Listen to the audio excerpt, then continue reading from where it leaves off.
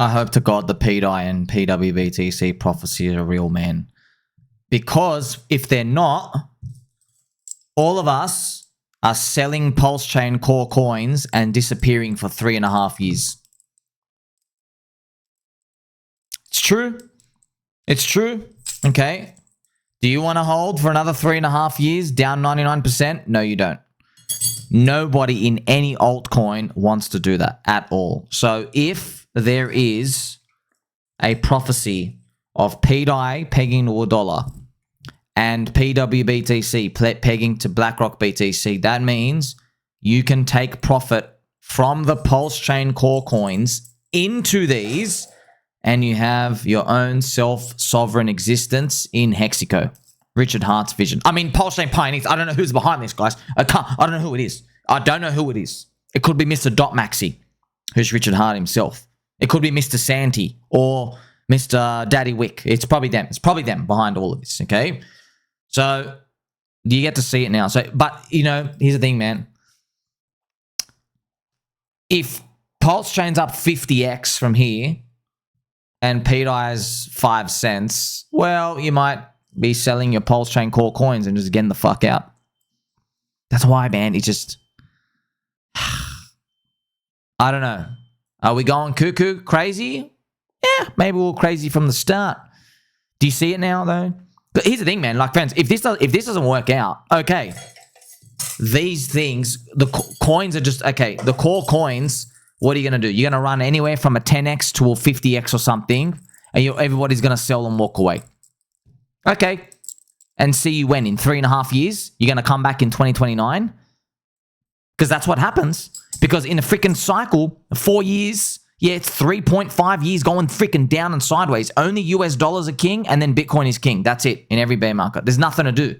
There's new narratives and new metas, and they keep changing and rotating. People go in and out. Nothing lasts. Nobody believes in shit because the liquidity isn't there to bid everything up. That's why, like, if this works out, man, Richard Hart is truly the genius.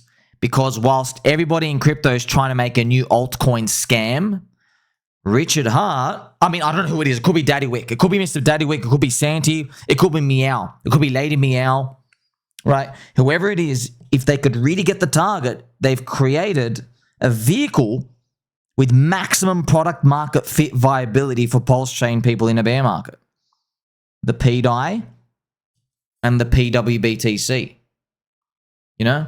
Like I said, if they don't exist, okay, you click sell, you bridge out and leave. But I don't know, man. Like that's why it makes sense. Okay, if you don't get it now, I know why you don't get it. Because you want to just click sell on your core coins and go take a holiday. I know, I'm not stupid. I've heard all of you. Okay, I watch almost everyone. I see what you're all saying. You're all saying the same thing. You can't wait to sell on Richard and leave. Well, guess what, bro? Every single person in every single altcoin is saying the freaking same thing. They can't wait to sell and get the hell out and take a 3.5 year holiday. What if there was something you could save into where you didn't need to leave? So I hope all of this is starting to make sense, friends. We're like, we don't have any guarantees in the crypto cycle at all. We don't, but I'm trying to see what can actually happen. Now, here's the thing, man. It would be easy, friends. Let's actually get the mod glasses out for this one. If you're sidelined, I get it. And actually, if you're in crypto with us, biggest question. Where's this coming from? Why wouldn't you just freaking say so? Why not tell us? Look, man, I'm not the story creator. I don't know, friends. Why did Frodo, why did he go on the journey to go destroy the ring? Why didn't he just go, there's freaking bald eagles, whatever they are, those giant flying eagle things, to come and just drop him off and go dunk the ring in the volcano? I don't know, man. Look, the thing is, I can guess, though. Richard Hart's favorite movie is The Game, one of his favorite movies. And The Game, it involves a character where there's a lot of, it basically goes through some experiences in the streets, different places out there in the city, where he thinks people are out to kill him. He gets bullets fired at him. Someone's messing with him. Okay, and yeah, I know people say, don't spoil the movie. Who cares? You're not going to go watch it, but you should watch it. But it turns out it was a guy's friend at the end. The whole point of the movie is this guy gets thrown through all these trials and tribulations. It's like a training to enhance a friendship. It's to see, like, you know, do you have grit? Do you have discipline? Are you not going to break? Are you really going to believe? So then you might say, but Somi, okay, how can we apply that to the context of PulseChain? Well, if you are building Hexico, PulseChain for the future, and you don't want people to leave, wouldn't you throw some tests their way? Wouldn't you, friends? Wouldn't you throw some tests their way? Now, I'm not just focusing on pDAI here, but obviously the pDAI tests are very obvious. Like, my gosh, man, talk about tests. These are biblical level shakeouts. Sending this thing to freaking 0, that's one test. That's another one.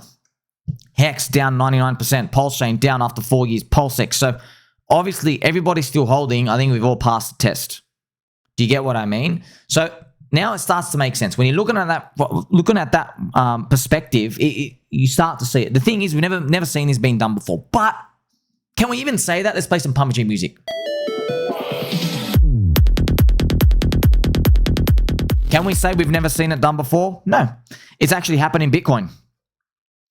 It's happened in Bitcoin. There were tests, all the FUD dumps, but in Bitcoin, how much of it was orchestrated? Maybe it was just part of the story. I guess Richard looked at it, or whoever's behind it. Don't know who it is. Maybe it's Lady Meow. Meow Meow. Maybe Lady Meow's behind this. Whatever. I guess the whole point wasn't if it was orchestrated or not. The whole point was the holders had to really get tested. Their hands had to really get tested. Do they believe or not? That's probably the most important thing at all. Because, like, think about it.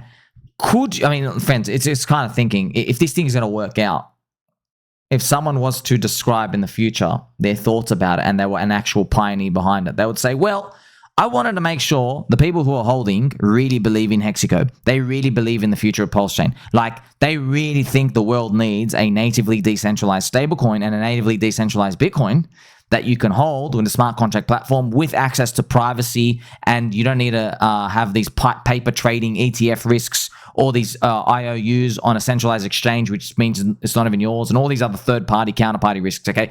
I really want to make sure whoever's holding is going to be there forever. So how would you test them? Because, I don't know, send it to 0. That's one way. Send it literally to freaking 0. Because anybody holding after the thing is literally at 0, they go, you know what? I just believe in it. I don't need the money. I don't want the money. It's down at peanuts anyway. I believe in it. You're starting to see the vision, friends. That's how it all comes out. Look, man, check this out, friends. Look at this. This was from 2023. No, this is from, 2011. So this is 14 years ago. 14 and a half days for one effing Bitcoin. So in 1 month, I'll make 2 Bitcoins. That's $1.60. F yeah. Free. Cocky. You see that? Look at this. So in 2011, there were 4chan people whining that Bitcoin mining took them 1 month to make 2 Bitcoin. There was genuine risk in Bitcoin between 2011 to 2015, and that's why it gave ginormous giga moonshot returns. Today, the risk is much less, and for that, you get a less reward. It's kind of funny, friends, looking at it back then. What? A Bitcoin was only 80 cents, and this guy's complaining. You see what I mean? So if you collected them, you're like, yeah, I'm just going to hold on to it anyway. That's how Richard got to where he is. That's why I'm using this Bitcoin story from there, friends. So I don't know if all this is going to play out. I really hope Bitcoin and Ethereum take us to new heights. But hey, if PulseChain is going to reverse up here, you never know, man. Oh, man, I really hope the pDAI and pWBTC prophecy is real. So I've got to tell you, okay, if they're not real, all right, then you mean these coins, I guess, hopefully they rip, hopefully 20, 30, 40, 50, 100x. You know what I mean? But I mean, please, friends, just think about that. What then? All the friends, if a retardio like me, I can see it in your freaking Twitter streams, man. I can see it in your streams. I watch your YouTube videos. You all say the freaking same thing. You all are going to click out and go. Every single one. You can't wait to sell. You're like taunting Richard. You're like, you want him. Oh, he's going to rotate all the Ethereum funds and it's going to pump. Yes, for me. I don't know, man. I don't know. I just don't know about that plan. See, most people, yeah, you just want to turn into a retirement package, right? Richard's retired for 20 plus years, man. I don't think he's building for a retirement package. I'm just guessing. I think he's building something to last. That's what I think, friends. We even have BitBoy coming back. BitBoy just covered PulseChain and Hex. Let's run it back turbo. Thank you to Mr. Yakub. Yakub even covered it. Funny, BitBoy. I think we've got to go easy on him, friends. I've probably had a rough ride. But he even said he hopes the PulseChain marketing thing was a joke. But it's only just, bro, Benny, you know, if this price was doing his, you wouldn't be calling it a joke. You'd say, oh, it's obviously working. That's all I'll say about that one. We're going to have some fun there. Okay, I wanted to show you this as well, friends. Just giving it, look, here's the thing, friends. You might say, Swami, there are a lot of coins, a lot of stories, a lot of narratives, yada, yada, yada, yada, yada. What about Solana? What about the pump fund stuff? What about the people giving the mind share there? Go play it, dude. Go play it. It's fine. Go play it. I know what the game is. The game is there's 100 people in a room. The top 3 are winning. The bottom 97 are total cuckold losers. They keep selling all the lows and buying the highs because they think they're going to hit the next spin. You got no edge, brother.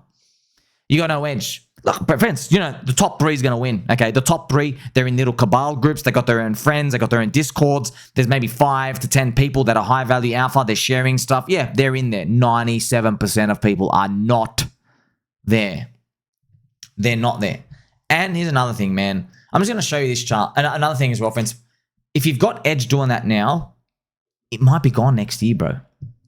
2017, trading BitMEX, the edge is gone, okay? Because BitMEX is not just all the order book liquidity anymore. 2020, farming DeFi, edge is gone. You can still get your shitty little, your 20 or 30% yields or whatever, and then it goes away after 4 to 6 weeks. It's gone. It's gone. There used to be 900% APY. It's gone, man. Okay, what happened in 2021? Buying just any meme coin, moonshot things and gaming ICOs, all gone. All gone, Habibi. What about, what did we see last year? We saw the pump fund meta. Yeah, new people are coming in to try pump fund. Yeah, what's happening, man? It's lowering the amount of people. Maybe we're going to see another one in prediction markets or something. You see, it's a new game every time and people get locked into one game and the edge is gone. So if you have skills in DeFi yield farming, it has nothing to do with prediction markets now. And nothing to do with pump fund meta now. Do you see that? It's gone. So it's short term. Now, here's the thing. Friends, if you've got, let's say you've really got like $3,000 and you really want to be one of those people, you try to make like a 300x on it. Well, you have to be terminally online and doing that. Thing is, though, how many people are going to do that? Out of 100 people, 3, 5. Yeah, the other 95 are going to get wrecked. They're not going to be able to put in the 16-hour days. I'm here to help everyone. Okay, I'm here to help. I'm not here to help that top 3 to 5% because you're going to do your own thing. You're going to be you're going to be like very secretive, deceptive, and scum anyway. You're not going to talk to anybody about anything. You're going to be like just a selfish CUNT in your own little corner, and you're only going to come cry when your edge is gone. So we don't give a shit about you. All right. Long-term value creation. Guess what? There is a price we pay. The price we pay is you don't get your dopamine hit, number 1. Number 2, you can't do leverage because you get wrecked. Okay. Number 3, you got to keep DCA buying, so your dopamine gets really, really, really crushed. There are costs to this, yeah. And your return, okay, you're not going to get your 300x. You're not going to get your 200x on average, okay. But if you just increase your investment from your life savings, yes. So instead of putting in, like, friends, remember I gave you that interview, Mitch, the Retardio kid guy, he was like, oh, keep loading one sol and try to turn it into like $10,000. That's like what, $250. Keep loading one sol. Yeah, but okay, what if people out here, they want to take a long-term approach? Instead of putting in one sol, which might be like, you know, maybe half a week living expenses for you or 1 week living expenses, why don't you try to put in 6 months living expenses in? Yeah. Now you have to think about your portfolio, not financial advice. Some people go all in Bitcoin, some people go all in altcoins, whatever. Okay. But if you did that, if you put 1 year worth of living expenses in and you try to get a 10x on that, you've got 10 years of living expenses. The problem is these people don't start with 1 year of living expenses in. They're putting in $1,000, $300. All right. Look at this as well, friends. The pump fund founder shilled Mitch's coin. And look, it's not even holding a bid. It goes here, friends. It's freaking down 80% already. Isn't that wild? It's down freaking 80%, man. The pump fund founder, a guy with access to $600 million of liquidity, shills your coin and buys a bit of it or whatever, and it's actually freaking down 80%. PVP, bro. PVP. And then there was another coin here. Binance Shield, the name 67, hits 25 million market cap, drops 50% already. So I'm just showing you, fans, look,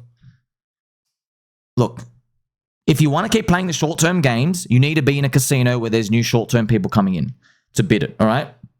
And that new game meta, it changes every year, dude. I just listed them for you. 2017 was the ICO, Ethereum Mania, and people were trading BitMEX in 2017, 2018, 2019. That meta's gone now. 2020 was a DeFi yield farm season. That meta's gone. 2021 was, gaming metaverse. Well, there was flipping JPEGs. I forgot that one. Flipping JPEGs, actual NFTs. That meta's gone. And meme coins and stuff as well. And that's now different to what you have to do. Pump Fun is literally new meme coin every freaking 15 minutes. What I'm going through in my mind, I went from 2017, 2018, 2019, 2020, 2021. 2022 was bear market. 2023 was some peppy stuff. Meme coins, Rollbit. 2024, you always had FriendTech. Remember, we all got rugged on FriendTech. We're still there. It's just that what happened to the freaking creators? They just don't. Oh man, because the founder made like 10 million. He's like doesn't care about updating it. You see how the meta changes, dude? The meta changes. Remember, there's a pump fund. A FriendTech meta. Like, find out who's on Twitter and who's gonna give out.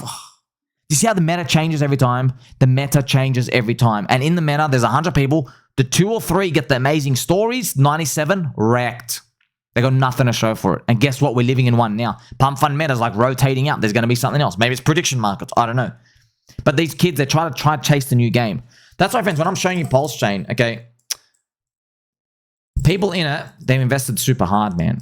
People haven't put like 1 week of living expenses in. They've gone super hard. And also, man, that's why I really hope the prophecies achieve their full feat. Let me know what you think. Like, subscribe, catch you in the next one.